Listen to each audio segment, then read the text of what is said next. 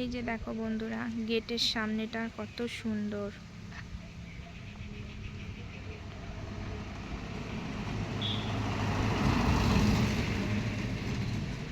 আর রাস্তার এই পার দিয়ে আমাদের খাল বয়ে যাচ্ছে। এই যে এখানে কি সুন্দর বসার জায়গা আছে, আর এরা তো বসেই পড়েছে। আর এই যে এই খালটা একদম পুরো গঙ্গায় মিশেছে।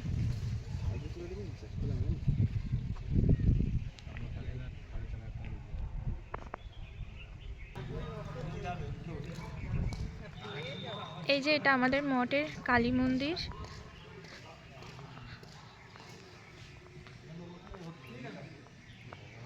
সবাই মিলে চলে এসেছি। আমরা তখন এসেছিলাম 11:30, তখন বললেন ঠাকুরমশাই যে 1টার সময় আসতে। তো আমরা এই 1টার আগেই চলে এসেছি। চলো, এখানে একটা সুন্দর ফুলের বাগান আছে, দেখায়।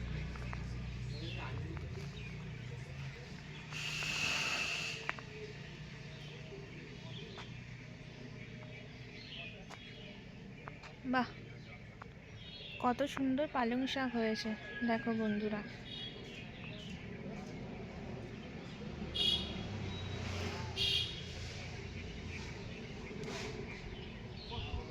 আর এখানে হচ্ছে কি না, সব আপাতত গেট বন্ধ।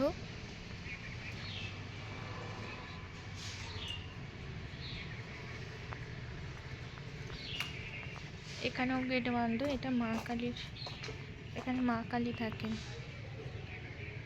এই যে, আর ওটা রাধা কৃষ্ণ থাকেন। এই জায়গাটা, এই মন্দিরটা রাধা কৃষ্ণ থাকেন। এটাও বন্ধ আপাতত, 1টার সময় খুলবে।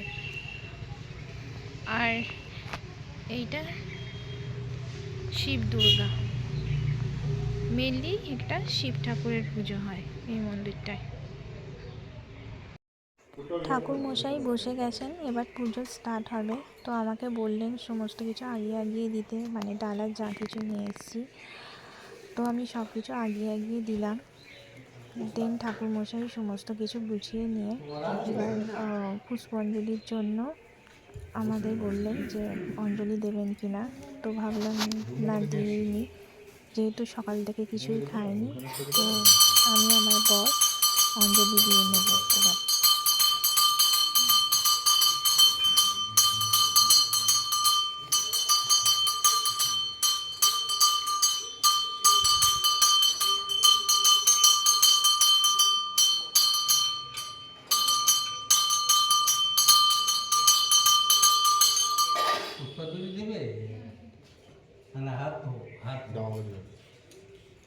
তারপর বাইরে থেকে যেহেতু এসেছি, হাত ধোবার জন্য আমাদের গঙ্গার জল দিলেন। তো আর আমি হাতটুকু ধুয়ে নিলাম। এবারে ঠাকুরমশাই ফুল এগিয়ে দিলেন। তো ফুলগুলো সব নিয়ে আমরা পুষ্পাঞ্জলি দিয়ে নিলাম।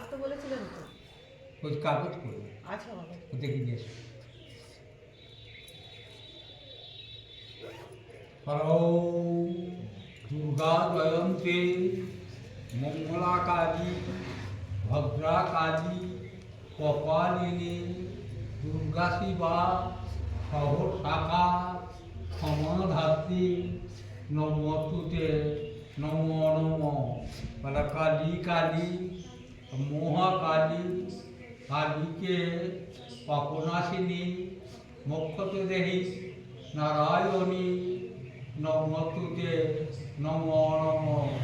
এবার নাম তো চলো বন্ধুরা, পুষ্পাঞ্জলি দেওয়া শেষ। এবার যে মতো দক্ষিণা দিয়ে চলে আসবে।